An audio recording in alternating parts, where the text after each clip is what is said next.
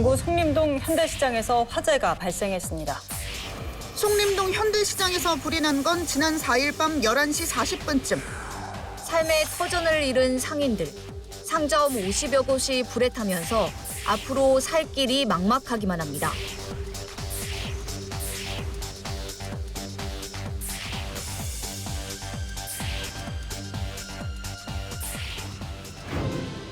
현장 가까이의 목소리를 전하고 지역 현안을 고민하는 이슈 현장입니다.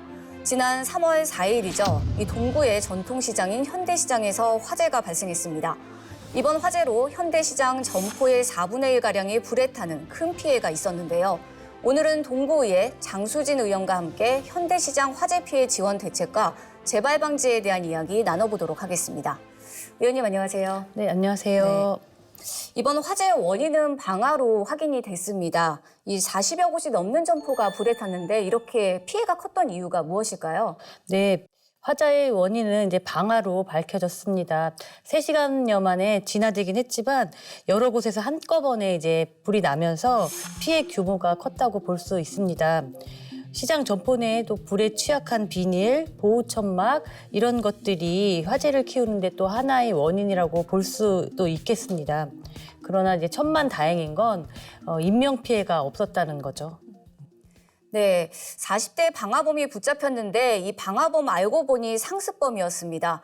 이 방화로 상인들의 삶의 터전은 한순간에 잿더미로 변했는데요. 상인들의 심정 잠시 들어보도록 하겠습니다. 진짜 찹찹해요.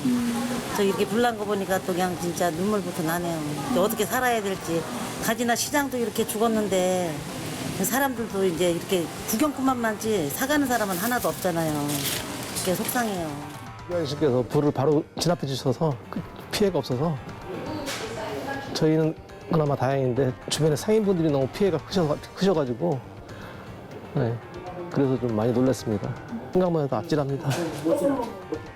지금 물건을 다 구입을 새로 다시 다 들어와야 되고 문제는 집기류가 들어와야 돼요. 근데 저희는 이 기기값만 해도 몇 천이에요 지금. 이거를 지금 다시 다 어디서 이 없는 돈을 해갖고 구비를 해서 해야 될지 몰라요. 네, 상인들의 이야기 직접 들어보니까 정말 안타까운 마음입니다. 저도 취재 때문에 현장에 가보긴 했지만 지금 현재 1차 피해뿐만 아니라 2차 피해까지 이어지고 있는 상황인 걸로 알고 있습니다. 그렇기 때문에 상인들은 지금 빠른 복구를 요구하고 있는데 좀 요구사항들이 많은 걸로 알고 있습니다. 좀 어떤 것들이 있을까요? 일단 뭐 가서 현장을 보셔서 아시겠지만 점포마다 이제 상황이 모두 다 다릅니다. 하루 벌어서 하루 생활하시는 영세 상인분들도 계시고 또 이제 피해 상인들 점포가 완전 전소된 곳도 있고 이제 규모가 다 각자 다르기 때문에 그 상당히 많이 좀 어렵고 그리고 또 피해 인근 주변 상인분들은 또 2차 피해까지 사실 손님들이 안 오다 보니까 2차 피해까지 발생하고 있는 현재 상황입니다. 그래서 화재 피해 인근 상인분들은 일단 빠른 복구를 원하고 계시고요. 또 화재로 전소된 상인분들은 물론 이제 철거나 이런 것도 빠르게 원하시지만 그리고 그때까지 철거될 때까지 임시 판매장 등 그리고 또 현지 시장이 빠른 정상화가 될 수 있도록 모든 상인분들이 같이 또 상생할 수 있도록 그 빠르게 복구를 원하고 계시는 상황입니다. 네. 상인들의 이런 요구에 대해서 인천시뿐만 아니라 동구도 현재 다양한 지원책을 내놓기는 했습니다. 현재까지 좀 어떻게 진행이 되고 있는지 설명 좀 해주시죠. 네, 화재 이후 동구청에서는 이제 현장 탐방소와 통합 지원센터를 운영하며 피해 복구를 위해 행정 지원을 진행 중에 있고요. 또 현재는 부분 철거를 하고 있습니다. 그리고 또 인천시에서는 피해 소상공인을 위해서 상가당 200만 원 재구호기금을 지원을 해주고 있는데 사실 이게 지금 접수를 받고 있는 상황이지 현재는 아직 지급이 안 되고 있다고 하더라고요. 그래서 지금 한 달 이내에 또 지급이 될 거라고 예상을 하고 있어서 지금 피해 상인들도 지금 뭐 상당히 어려움을 겪고 계시는 분들도 계십니다. 그리고 또 이제 중앙부처에서는 잔해물 처리 및 안전 조치를 위해 재난안전 특별교부세가 내려와서 이제 부분 철거를 지금 현재 진행하고 있죠. 그리고 또 화재 피해자 대상 지방세 징수 유예 방안이 또 발표되기도 했습니다. 또 이제 너무나 감사한 건 또 곳곳에서 현대시장 화재 피해를 입은 상인들을 위해서 성금 활동이 이루어지고 있습니다. 그래서 너무 이 성금 활동이 그 피해 상인분들에게 큰 도움이 되리라고 생각을 하고 있습니다. 그렇군요.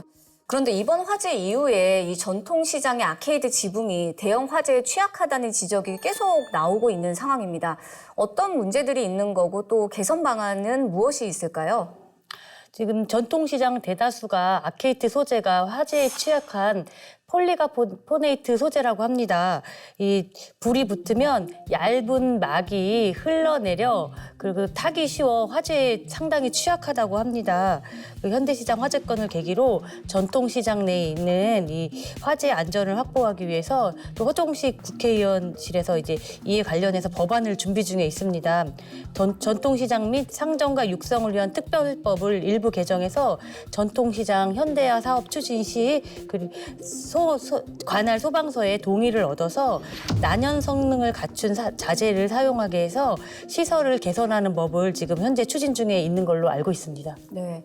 또 지금 일각에서는 시장의 이 스프링클러나 소화전에도 문제가 있다 이런 것들이 지적이 되고 있거든요. 그래서 이런 것들도 개선이 필요하다 이런 목소리가 나오고 있는데 어떻게 보시나요? 네, 지금 이제 현대시장 내에는 스프링쿨러는 없습니다. 근데 이제 전통시장 내에 스프링쿨러가 없는 곳이 거의 다 대부분 다 없더라고요. 그리고 또 이제 현대시장 같은 경우는 지금 시장 주변에 재개발로 인해서 소화전이 이제 철거된 곳도 있는 것으로 알고 있습니다.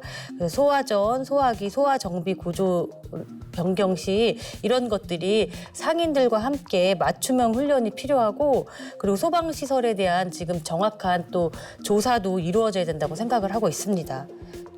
전통시장은 노후화된 이제 소방시설이나 전기시설, 가스시설 그리고 또 상인들이 또 이제 안일한 안전의식 등 이런 복합적인 문제로 화재 시 대형 사고로 번지기도 하는 것 같습니다.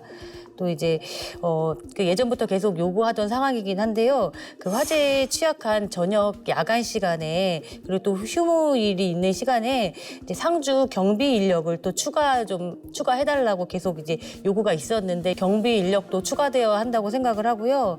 또 이제 무엇보다도 노후화된 이제 전기 시설이나 화재에 취약한 시설물들을 파악해서 환경 개선을 해야 한다고 생각합니다. 그리고 또 상인분들 대상으로 화재 안전 의식을 강화를 위해서 맞춤형 교육도 필요하다고 봅니다. 네, 말씀하신 것처럼 이렇게 화재에 취약한 환경 개선과 함께 소방시설 보완도 시급해 보이는 것 같습니다. 오늘 말씀은 여기까지 듣도록 하겠습니다. 네, 한순간에 삶의 터전을 잃고 누구보다 힘든 시간을 겪고 있을 현대시장 시장 상인들. 이 큰 피해가 반복되는 전통시장 화재. 이번에는 반드시 재발을 막기 위한 효과적인 대책들이 나오기를 기대하면서 이번 화재 피해를 입은 현대시장의 빠른 복구와 회복을 기원하겠습니다. 이슈 현장 오늘은 여기서 마치겠습니다.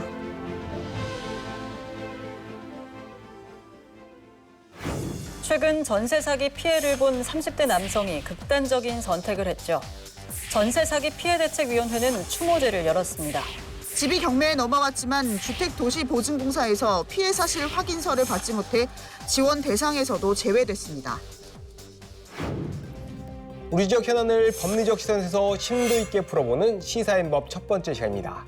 오늘 주제는 평생 모은 전 재산은 물론 목숨까지 앗아간 전세 사기를 짚어보려 합니다. 이승희 변호사님, 인천에서 피해자가 3,000세대에 이르고 있습니다. 이렇게 인천에 피해가 집중된 이유가 있을까요? 예, 기본적으로 이 전세 사기는 이 시세 파악이 어려운 이 신축 빌라를 매물로 해서 아직 자산이나 소득 면에서 충분치 않은 20, 30대 이제 사회 초년생을 대상으로 합니다. 그렇다 보니 교통이 좋으면서 생활 인프라가 어느 정도 갖춰진 그리고 일자리도 충분하면서 상대적으로 전세가가 낮은 곳에서 이제 전세 사기가 집중되는 경향이 있는데요. 그럼 왜 인천이냐? 이 지역별 피해 내역을 보면은 알 수가 있습니다. 이 전세 사기 피해자가 총 3,000여 세대인데 여기서 미추홀구 주민이 2,500여 세대로 가장 많고 계양구 170여 세대, 남동구 150여 세대, 부평구 120여 세대로 지금 확인이 되고 있습니다. 이렇게 미추홀구 쪽에 이제 피해가 집중된 이유는 미추홀구가 일단 구도심으로 교통이 매우 좋습니다. 또 소규모로 이 신축 빌라가 꾸준히 공급이 되지만 또 한편으로는 시세가 또 낮게 형성이 돼 있고요. 여기에 이제 배우지에는 이제 주한 산업 단지라는 어찌 보면 일자리가 풍부한 이제는 공단이 있고요. 또 인천 구월동이나 송도, 청라 같은 이제 번화가도 멀지 않아서 인프라도 좋습니다. 딱 지금 말씀드린 이 전세 사기 조건에 이 미추홀구가 딱 맞아 떨어지는 겁니다. 뭐 계양구나 남동구, 부평구도 마찬가지고요. 네, 젊은 사람들이 몰려들고 일자리가 많은 좋은 여건이 오히려 전세 사기 사건으로 이어졌다라는 말에 더욱 안타까운데 최근 인천에서 이 아주 안타까운 일이 발생을 했습니다. 전세 사기 피해자 30대 남성 A씨가 숨진 채 발견이 됐습니다. 유서를 보면 기존 제도나 정부 대책이 아무 도움이 안 됐다라고 주장을 하고 있는데 최우선 변제금 제도가 있지만 지원을 받지 못했다라고 합니다. 변호사님, 이유가 뭘까요? 예, 임대차 보호법을 보면은 이 거주하는 집이 이제 경매에 넘어가면 소액 임차인에 한해 이 전세 보증금 일부를 최우선 변제해주는 제도가 있습니다. 그런데 이게 지역마다 기준이 다 다릅니다. 또 그리고 같은 지역에서도 감일 억제권이면 또 달라지고요. 특히 최근 개정된 이제 임대차 보호법에 따르면은 인천의 경우에는 8,500만 원 이하 세입자에 한하여 최대 2,800만 원까지 최우선 변제를 받을 수가 있습니다. 그런데 이 개정안은 이제 소호표가 없습니다. 그러니까 개정 이전에 설정된 근저당권 채무에 대해서는 최우선 변제권을 주장할 수가 없다라는 겁니다. 그런데 이 A 씨의 경우에는 2021년 보증금 7천만 원에 이제 계약을 체결했습니다. 그런데 문제는 주택의 근저당권이 설정된 건 2011년인데 당시 인천 지역 소액 임차인 기준이 전세 보증금 6,500만 원이었다라는 겁니다. 결국 A 씨는 딱 500만 원 차이로 소액 임차인 최우선 변제금 제도를 적용받지 못하게 된 겁니다. 그렇게 되면 뭐 집이 경매로 넘어갔다라고 하면 이제 선순위 근저당권이나 체납세금이 우선 지급이 되니까 A 씨 같은 피해자의 경우에는 보증금 매수가 그만큼 어려워지는 걸 의미합니다. 네, 법안은 마련됐지만 소급 효과가 없다. 그렇다면 현재 피해자들은 대부분 법 개정 이전에 피해를 본 사람들 텐데 개정안이 그림에 떡일 듯합니다. 또 하나 짚어보죠. 정부는 피해자를 구제하기 위해 최대 2년까지 살 수 있는 거처를 마련하기로 했습니다. 여기에 전세보증금에 가입하지 못한 경우 최대 2.4억 원을 저리로 지원받을 수 있도록 하고 있는데요. 그런데 이 도움도 A씨는 받지 못했다고 하죠. 예, 긴급 주거 지원이나 또 저리 대출을 받으려면은 주택보증보험공사 그러니까 허그가 발급하는 피해 사실 확인서가 필요합니다. 그런데 이 확인서는 주택 경매가 끝나거나 이 강제 퇴거 조치가 이뤄져 실제 전세 사기 피해가 확인됐을 때 발급이 되는데요. 문제는 이 A 씨의 경우에는 집이 경매에 넘어갔을 뿐 매각 기일이 잡히지 않아 이 피해 사실 확인서를 발급받을 수가 없었다라는 겁니다. 그렇다 보니 정부 지원 역시도 받을 수가 없었고요. 어찌 보면 이 제도의 허점인 건데요. 이번에 이 A 씨의 사망으로 인해 정부 역시도 이를 인지하고 최근에 이제 경매 절차 종료 전이라도 피해 사실 확인서를 미리 발급받을 수 있도록 제도를 바꿨습니다. 사실 이렇게 뭐 누군가 희생을 해야 제도가 바뀐다는 거 어찌 보면 너무 안타깝고 또 답답한 그런 현실이 아닐까 싶습니다. 네, 정부가 미리 대처를 했으면 좋았을 텐데 또 소잃고 외양간을 고친 격이 된 셈이 됐습니다. 이렇게 피해자가 속출하고 올해도 새로운 피해자가 양산할 수 있다 이런 우려가 나옵니다. 때문에 전세 사기 방지를 위한 법안이 마련되고 있는데 변호사님 실효성은 있다고 보십니까? 예, 새로운 피해자가 나오지 않도록 하는 이제 전세 사기 방지를 위해서는 최근에 국회에서 이미 발의되거나 뭐 통과된 법안도 있습니다. 그런데 이제 전세 사기 방지법이라고는 하지만 이게 단일법이 아닙니다. 뭐 임대차 보호법이나 민간 임대주택법 또 공인중개사법 등 이제 관련 법안을 이제 통칭하는 건데요. 일부는 뭐 기존 법안 뭐 내지 대책이랑 중복되는 부분이 있습니다. 하지만 그럼에도 저는 이 법안들이 어느 정도 의미가 있다라고 보는데요. 먼저 허그가 제공하는 이 전세가율을 이제 기존에 100%에서 90%로 낮췄는데 이 부분은 의미가 상당히 큽니다. 예를 들어 3억짜리 집이면 그동안은 3억까지 보증이 되니까 무자본 갭 투자를 통한 전세 사기가 그만큼 쉬웠습니다.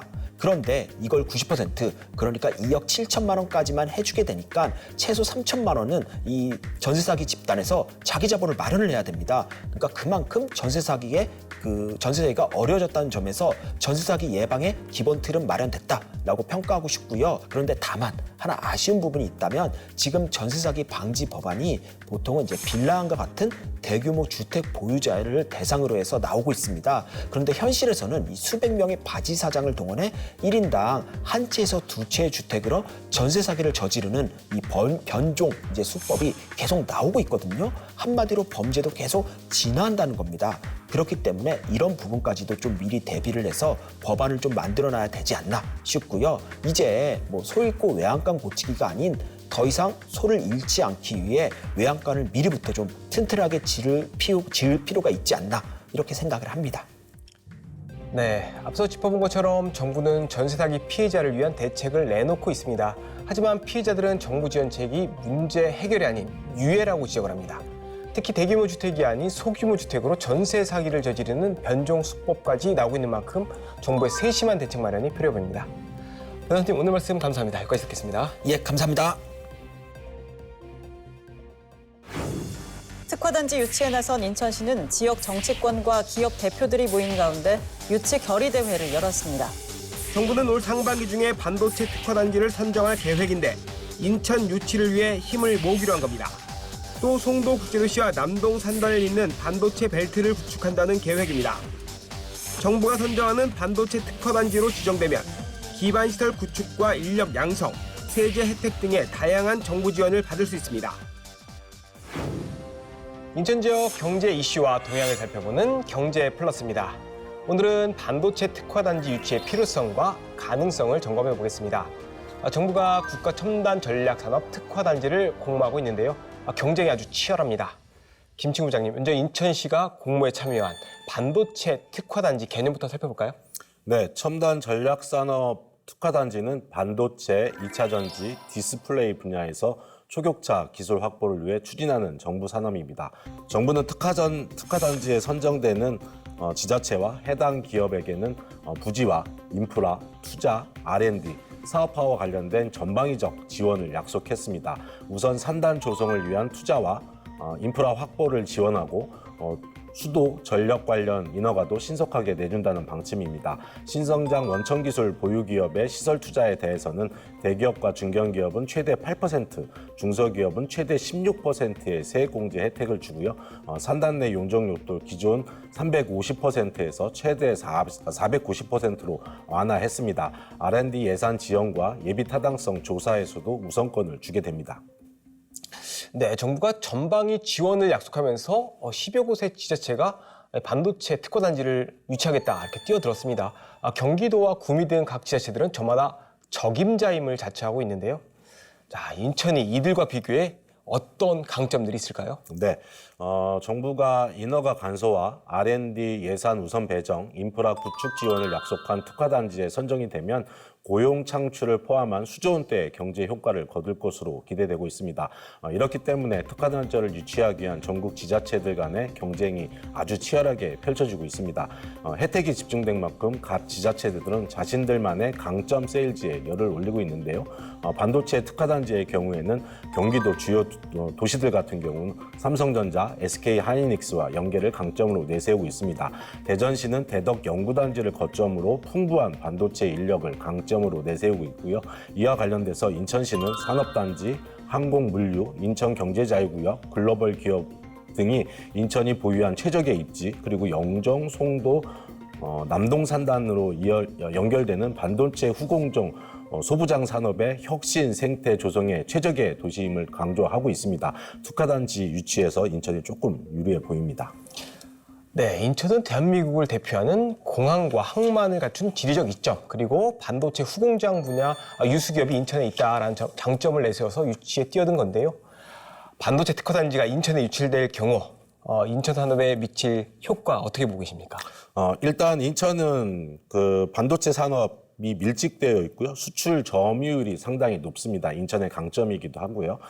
반도체 후공정, 흔히 패키징, 그리고 테스트 분야라고 하는데요. 세계 2위, 3위 업체인 엠코 코리아, 스태치스픽 패코리아 기업하고 한미 반도체 등 글로벌 반도체 장비 기업 한 1,300여 개가 관련 기업이 포진해 있습니다. 2016년도 이후에 인천의 수출 품목 1위는 반도체가 굳건하게 지키고 있고요.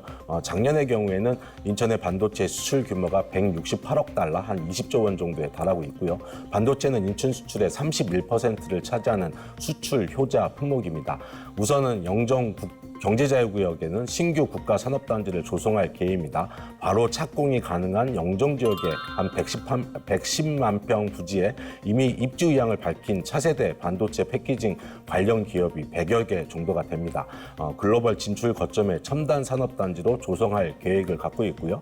흔히 아리백, 100% 재생에너지를 충당하는 해상풍력, 연료전지, 태양광 등 해상풍력을 주로 할 생각에 있고요. 수소 모빌리티 생태계 구축 등을 기반으로 기업 종합 지원 시설하고 글로벌 비즈니스 센터도 만들 예정에 있습니다. 이미 기존에 구축된 송도에서는 반도체 첨단 패키징 융합 연구소를 설립해서 R&D와 인력 양성을 거점으로 삼고요. 남동 국가산업단지에는 반도체 첨단 패키징 기술 지원 센터를 구축할 계획에 있습니다. 이곳에서는 반도체 신소재 그리고 테스트 배드를 통해서 소부장 강소기업 육성 거점 단지로 조성할 계획에 있습니다. 네, 지금 말씀하신 부지가 이제 영종 제3유보지인데 이 지역이 공항 화물터미널에서 바로 붙어 있죠. 그래서 아마 수출의 최적지다라고 보시는 것 같은데요. 이렇게 인천에 긍정적인 영향을 미치는 산업입니다. 그런데 워낙 경쟁이 치열하다 보니까 유치에 가능하냐라는 또 의문도 있거든요. 어떻게 보십니까? 정치권에서도 해야 될 일도 있고 행정에서도 해야 될 일이 있을 것 같은데. 일단 가장 큰 과제는 수도권이냐 비수도권이냐 이 논란부터 먼저 넘어야 될 것 같은데요. 국가 과제인 지역균형 발전을 근거로 비수도권이 우선돼야 한다는 주장이 있습니다. 제대로 된 산업 육성 차원에서는 수도권이라는 입지만으로 불이익이 있으면 안 된다라는 여론이 지금 비등하게 대립하고 있습니다. 일부 정치권은 공모 시작 전부터 비수도권 문구를 들고 움직이고 있습니다. 대표적으로 경남하고 광주가 그런데요. 작년 7월에 공동 건의문을 발표하면서 관련법에 명시한 비수도권인 광주 전남을 최우선에 둬야 한다는 목소리를 내고 있습니다. 하지만 수도권 지자체의 생각은 다릅니다. 인재 양성, 기존 인프라 등 반도체 산업 형태 자체가 수도권에 최적화되어 있습니다. 도시 권역으로 구분한 우선권 논의는 사실상 불필요하다고 보고 있는데요. 유정복 시장을 비롯해서 인천에 있는 정치권에서는 인천은 수출 품목 1위가 반도체이고 세계적인 반도체 패키징 기업들이 있는 반도체 선도 도시입니다.